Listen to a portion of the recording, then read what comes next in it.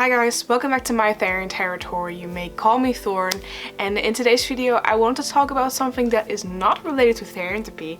I actually want to talk about something that has been happening within my life. I basically chopped off my titties. I am flat now, like extremely flat, and it feels so good.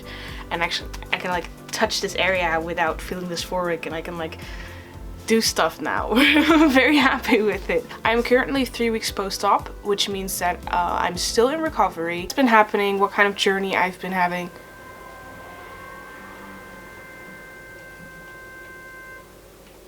Do you mind? What?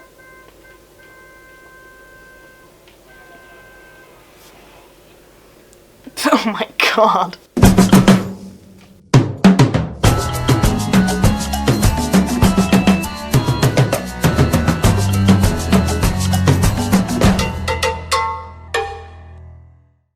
For those who don't know, I identify as non-binary transmasculine. This means that I don't identify fully as male, but I also don't fully identify as female either. To be very precise, I identify as gender found, and being gender found means that you identify as somewhat gender fluid, but it's always on the male spectrum, so to speak. So I see myself as someone who's always in a state between non-binary, male and agender. Some people may experience something differently when they are gender found, so it kind of depends per person. But yeah, I am on the male spectrum, and I do not feel like certain parts of my body align with what I am. Therefore, I have kind of decided to chop the titties off. I'm going to explain my journey on my top surgery and everything that has happened to me, and on the other hand, I'm also going to be answering some questions that you guys have sent in. I did want to give a big disclaimer, which is the fact that every person's top surgery is different, in the sense that every hospital is different, every surgeon is different, every country is different. Everything works differently for every person who gets top surgery. So just because I say that something happened to me in a certain way does not mean that it will happen to you as well should you get top surgery. So big disclaimer right there. This is fully from my perspective. That does not mean I'm telling you guys that this is gonna happen to you this way as well. So the moment I knew that I was gonna get top surgery, I had to wait about, I think like 2 to 2.5 years, which isn't that much actually, because a lot of people are now on the waiting list for getting into the gender clinic, which already can take like up to 3 to 5 years. I was really lucky with this. I got into the gender clinic at 1.5 years already, probably because someone else called it off. It took me about 6 appointments with my gender therapist before I got a green card to get top surgery, and I actually got on the waiting list as well. And after, I still had to wait 4 to 6 months, and I personally had to wait 6 months in total before I actually got called. It was all cool. I didn't really have to prepare much, to be honest. I just went there. It wasn't very super neatly planned from the hospital side, because in the mail it said very clearly that I had to be there at 9 a.m. in the morning. But the day before my surgery they called me and they said like, are you aware that you have to be there at 7 a.m? And I was like, no, I was not. I was told that I had to be there at 9, and they were like, yeah, but you have to be there at 2 hours beforehand. And so when I got there, I was there at 7 a.m. and then I actually got my surgery at 8 already. So I would have been very late if I actually had gotten there at 9 a.m. So yeah, I got there, they asked me a few more questions, and then they made me undress. They put on the hospital robes, you know, the one that has a bare butt. Yes, that one. So they drove me to the preparation room. They drew a couple of things on my breasts, which wasn't very comfortable, but I knew that it was for a good cause, so I just let it happen. It wasn't very nice, but it happened. So they kind of had to like estimate like, oh, where are the incisions gonna come and stuff, and I could still ask questions. I've actually had the size of my breast reduced in 2017 already, so I already had post-surgery scars. But they said that they were just literally just going to remove the entire area around the scar, so I would not see those scars ever again. I would get new scars instead. And they actually drove me into the surgery room. They put me on I don't know what it is called, infusion drip or something, you know, a needle in your hand. Well, it was supposed to go in my hand. The thing is, and those who have a fear of needles might not want to read this part, they might want to skip to this part. They had to try like 6 times before they could actually get the needle in there. The first time it happened, I told them already that I had a bit of a fear for needles. Not necessarily like thin needles, but those needles are kind of thick and I don't like those needles. So they had already given me like a cream that was going to sedate the top layer of my skin on my hand. They did both hands just in case, but they couldn't get it into my hand at all. I remember the first time they tried it in my right hand because I'm left-handed, so that would be more useful, and they put it in there and I told them like, that does not feel good. I don't think that went well. And they were like, you are absolutely right, that did not go well. Because apparently they had put the needle through the vein, like not in the vein, but actually through the vein. So they took it out immediately and that bled for a long time. And that actually caused like a mark on my hand for like 2 weeks before it fully faded away. That hurt a lot. They tried it on my other hand as well, didn't work either. Eventually they had to go to the inside of my elbow and they put it in there. Took them a couple of tries, but eventually it was in there. Yeah, long story short, it was really hard to get it in there and eventually it worked out. And they put me under narcosis, all went fine, I woke up. To my surprise, I actually woke up without drains.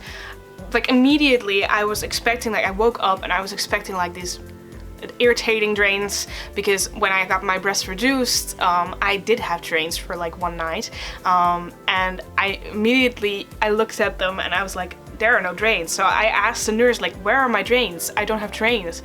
And she was like, oh well, apparently that really depends on the surgeon, what the surgeon wants, because the reason why people get drains, at least that's what she told me, I'm not sure if that's completely correct, but what she told me is that the reason why people get drains for top surgery is because it's to prevent big bleedings, but the chances of getting such bleedings are so small that it's really not worth the effort and the pain to actually get drains in and out. So yeah, I was actually kind of happy with that because I was not looking forward to the drains, and I didn't get them and I didn't need them eventually because here I am. I'm still alive and I didn't have drains, so it's all good. But she did warn me that it does really depend on the surgeon, so I am pretty sure that people getting top surgery right now are still getting drains. I just didn't get one. So yeah, I guess I should be happy with that. So yeah, the first 2 weeks I really had to make sure that I did not move around a lot. The hard part about it is that I had my exams for school around that time as well. So like exactly 2 weeks after my surgery I would have my exams, so I still had to prepare for that. And I also celebrated Christmas around this time as well, exactly 2 weeks after my surgery. The hard part about it is that you can walk around, you just have to be very careful with it, and you just cannot move your arms around that much. So I guess since I have told the story, I think you all have been waiting for a top surgery reveal, which I am going to show you right now. Yeah, prepare for spots, by the way. You're definitely gonna get spots, because if you wear a binder 24/7, even when you are asleep, your skin is gonna be like, yeah. Like the normal person who gets top surgery usually has 2 incisions going on over here and that's it. But for me, they are actually being closed up over here, and they even have a little line going on over here. And then right here, they went all the way towards the armpit. And here even further, all the way over here. So yeah, I have a lot more going on than the average person. I'm not necessarily sad about this or anything. I just think it looks fine because this is just what I look like now. It's a lot better than before. This is not the final result, of course, because I'm still 3 weeks post-op, so the incisions are gonna look more like scars, and the scars are gonna fade a little bit eventually.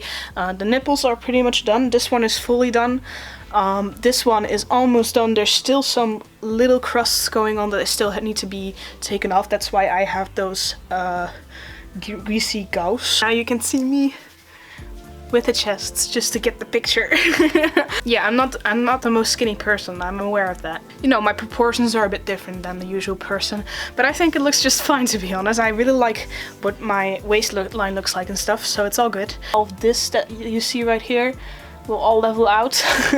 So right now it kind of looks like I have man boobs, but they're not actually there. They're gonna fade out at some point as well because it's still a little swollen. When I feel over here, I can definitely tell it's still swollen. Now, to answer some of y'all's questions, let's go. Which doctor did you get it from? This is kind of I hear that this is quite a thing for Americans and people from the UK, for example, to like ask from which person I got the top surgery, or from which person other people get the top surgery. The thing is though, I feel like it's not really that much of a thing within the Netherlands, because you go to the gender clinic and there's just a handful of surgeons out there who are able to do top surgery on you, and they're all pretty good in my opinion, but I can look it up for you if you want to. So my plastic surgeon is called Dr. Nijhuis, and I actually went to the Radboud UMC in Nijmegen. Probably doesn't say anything for you guys, but those who are in the Netherlands, the chances of getting treatment in Radboud in Nijmegen is a little, there's a fair chance. So if you hear this, Nijhuis was my surgeon. If you happen to have the same surgeon, let me know. I'm kind of curious. Second question, why did you choose to have the surgery done? Well, like I said before, I identify as non-binary transmasculine. This means that I do not see myself as female in any way. I've never really truly felt like a girl my entire life. I've actually made a video about that before. Yeah, I felt a lot of dysphoria when it comes to my female body parts, especially the breasts. Some people are satisfied enough to wear binders. Binders didn't work very well for me, unfortunately, because even after my breast reduction, I still had a bigger size than average, let's just say it like that. It literally grew back. I don't like talking about that stuff, but you know, it was big, and it was hard to hide, even under baggy clothes and everything. It was always visible, it was annoying, I just wanted them gone, and now that they're gone, I totally understood why I wanted them gone, because it's so much better now. How has recovery been? It's been an ass. I am going to be honest about that, because I did have a lot of pain. Some people who get top surgery barely experience any pain. I did have pain, and a lot, and it was very emotional and everything, so I cried a lot. I was not happy, but I was happy at the same time, of course. I was happy with the results, but I was just very, very not happy with having to recover and everything. I guess that's kind of the definition of post-surgery depression. Did I have it? Yes, I think I did. I still kind of have it, because I still cannot fully do everything that I want to do.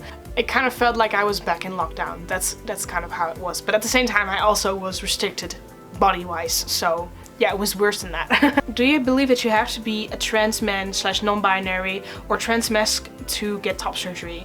Like leaning to the masculine side? Or do you think gender fluid / non-binary individuals with dysphoria can or should get it too? I just feel like your gender doesn't necessarily have to match with the body that society perceives as male, female, or whatever. So it's kind of unrelated to one another. If you are a girl and you want your breast removed, who cares? You know, and if you are male but you do not feel like getting a penis, who cares? It's kind of the same thing, you know? So no, I have no opinions about that. I just feel like everyone should be allowed to get whatever they want, so long as they think hard on it and think long enough on it and actually feel as if they would be better off without said body part or with said body part. What should someone know before getting top surgery? I feel like people who are going to get top surgery should really know that they are going to be restricted for a very long time, and so they should put themselves into that mindset of being like, okay, I'm just gonna rest, you know? Don't haste, don't do stuff that you're just not ready to do. Also, do not do top surgery alone. I do not recommend it. I have needed so much assistance while I was in recovery.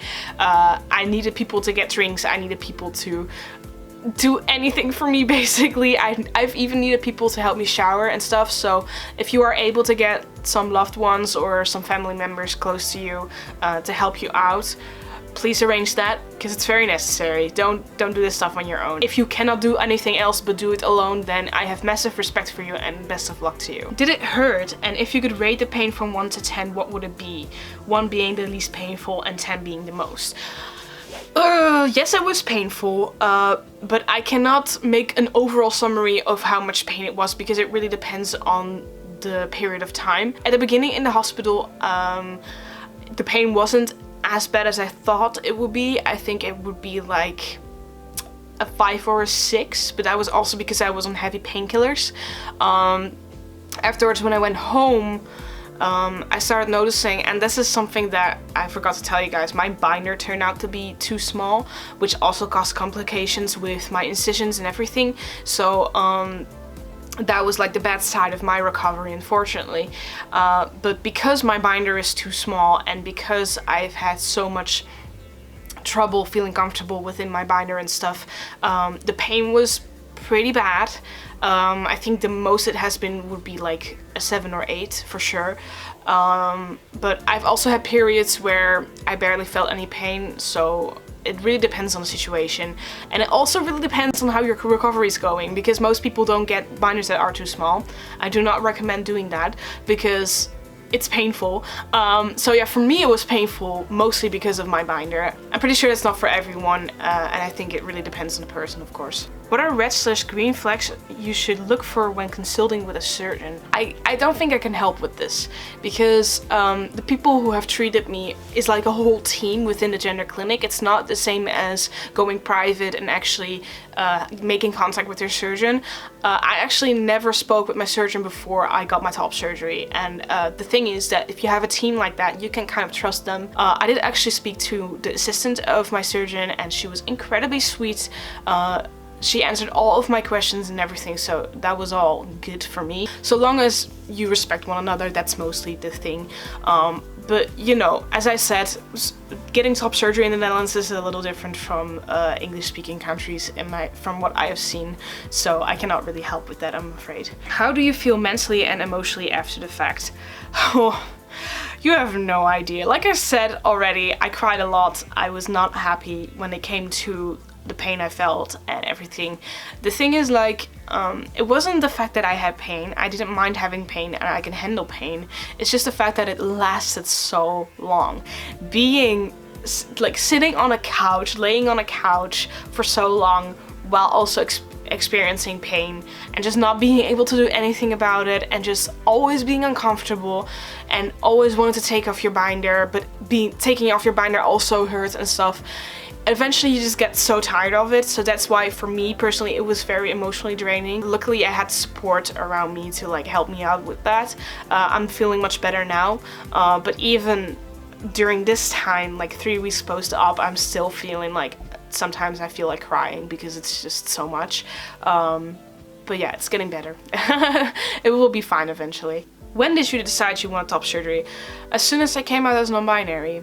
Because as soon as I realized what non-binary meant, many puzzle pieces came together and I was like, oh, so that's why I've never felt like a woman before.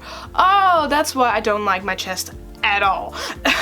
So yeah, it was kind of immediately mixed with coming out and immediately mixed with realizing for myself that I'm non-binary or transmasculine. So yeah, that was also, I think that was in 2020. That I came out as non-binary, so yeah. How limited are your movements? I know some may be unable to lift their arms higher than shoulder or head level, but not all incisions/scarring are the same, so I'm wondering. Yeah, my scars are big, or my incisions are very big. You know, I think that if I do this from here on out, I can feel tension going on, so I try not to go higher than this. It's mostly my upper arms. My underarms are fine, I can do anything with that, but it's mostly the upper arms. I can mostly go to here, and if I go further than that, it starts hurting a little bit, and the same goes for the back. If I go further than this, I'd say it's also starts getting tensed a lot, so I try not to go further than that as well. At first I couldn't even sit straight up, so that is something that I can now do, which I'm very happy about. But at first, when I sat straight up, I could just feel the tension in my incisions, and it's also because it was still very swollen. So now that the swelling has gone away a little bit, I can now sit straight a lot better. I also try not to lift any weight when my arms are stretched, because I feel like I'm using way too much muscle within my chest whenever I do that, and that also causes a little bit of pain and tension, so I also try not to do that as much. Why did you consider the surgery? Was it just the dysphoria, or did you want to look more masculine because of outside pressure? This is kind of a tricky question, because I feel like the outside pressure that you were talking about was already kind of mixed within my dysphoria, because my personal dysphoria wasn't necessarily only about the fact that I didn't like what my chest looked like. It was also because I felt like the world outside still perceived me as a girl because they could still see a chest or like boobies. So that was kind of mixed together in that sense. But it wasn't really outside pressure as in I really wanted to look masculine or anything. I just want to look myself, you know? And I don't necessarily know if that means that I look masculine. It just means that, you know, when I think of myself, of what I am supposed to look like, I do not imagine myself with breasts. So that's basically the reason why I did it. What do you think about your scars, if you have any? Yes, I do. Do you think they're cool looking? I've heard a lot of people say that they get dysphoria about their scars because it immediately indicates that they are trans. For me personally, I don't mind it that much. I do not think my scars look very great, but that's probably because I'm just 3 weeks post-op. They're still gonna look a lot better, most likely. But I also have some ugly wounds underneath my armpits and stuff that just don't look good at all. They're like open wounds still. So I hope those will go away, but I think those are gonna become more ugly scars. I think personally they just show a part of my journey, and therefore I'm not very dysphoric about them. If anything, I do think they look kind of cool. Was it scary to go under anesthesia? How long did you stay at the hospital in total? I stayed at the hospital for a little over 24 hours. So I got there at 7 a.m. the first morning, and then I went home the morning after. To be honest, it wasn't scary for me to go under anesthesia because I had done it before, and therefore I knew what it felt like, and I knew that I was gonna just have a normal time. The thing is that people always stress out about anesthesia because you're kind of forced to go to sleep. But personally, I feel like as long as you trust your surgeons and you trust the nurses and stuff, and you feel like you have everything under control because they have it under control, then you go under anesthesia just fine. It always just kind of feels like there's this cloud that is coming towards you and just gonna take over everything, and then you're gone. That's kind of what it feels like, and it actually kind of feels pleasant, you know? It feels very peaceful. So I had no trouble with anesthesia at all. The first time when I had my breast reduced, I did have a hard time with it because the whole idea of being put to sleep forcefully is something that I don't like at all. I've never liked that kind of thing. I don't even like medicines and that's stuff not my thing. So back then I do remember my mom saying, she went into the room with me back then, she told me that my body started panicking as soon as I got under narcosis. Like my heart rate started going up and I started breathing very heavily before I actually went under. I do not remember that myself, but that was apparently a rather normal way of my body protesting against the anesthesia, which apparently, yeah, it's not a bad thing. Apparently the doctor said I was fine, but that did not happen the second time at all. So apparently having done it before made it so that I could do it very comfortably. What are you most looking forward to after your chest is fully healed? Everything. Literally everything. I am so excited to do any physical activity again. That what has always been in the way is finally gone, and I can now breathe normally. I can now run normally without anything moving around or anything like that. I can now swim normally without having to cover anything. There's so many things. I can now sport normally without feeling any dysphoria because I cannot wear a binder while sporting, of course. So everything, literally everything is so much better now, and I cannot wait to be fully recovered so I can actually use my body the way I finally want to. I wanted to swear there, let's not. Do you have any tips for people who might be considering being transgender or getting surgery? Take your time. Don't rush into things. I've seen people saying like, hey, I don't feel fully girl. Oh, that means I'm trans, so I guess I'm trans. That's too fast. Please just be careful with how much time you take. Really just look at what you think your body is supposed to look like. I've gone into this craze of like watching other people transitioning it from female to male. Then transitioning also triggered me into a more masculine state myself. But the thing is, you really just have to look at what you believe you think you should look like, and that's the only thing that really matters. And you're allowed to like look at other people so long as they do not fully influence who you think you are. How long is the recovery process? Personally, I have to recover for 6 weeks. The first 2 weeks I'm not allowed to do pretty much anything. I just have to lay in bed. I'm not allowed to sleep on my side or anything like that. After 2 weeks, I am allowed to sleep on my side, I'm allowed to walk around, and I'm basically allowed to do anything so long as I take it slow, you know. I have to still keep this stuff in mind, and only after 6 weeks I can take off my binder and I can literally do anything I want so long as I still take it slow. So it really depends on what you feel is right for your own body. I'm going to put on a light because it's getting dark already. Yay, you can see me again. Sorry about that. It's literally 20 minutes after 4 and it's already dark outside, so you can't blame me, okay? Do you feel relieved from having the surgery? Breasts are sometimes uncomfortable, so the question is, are you feeling free? I mean, I would. P.S. I'm so happy for you. Okay, it took me a while to figure out the sentence, but thank you. I'm very happy as well.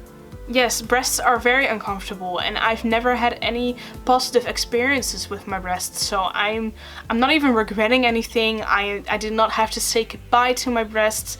In no way was it like a sentimental thing for me. I just wanted them gone, and now that they are gone, I'm very happy. So that's really all that there is to it.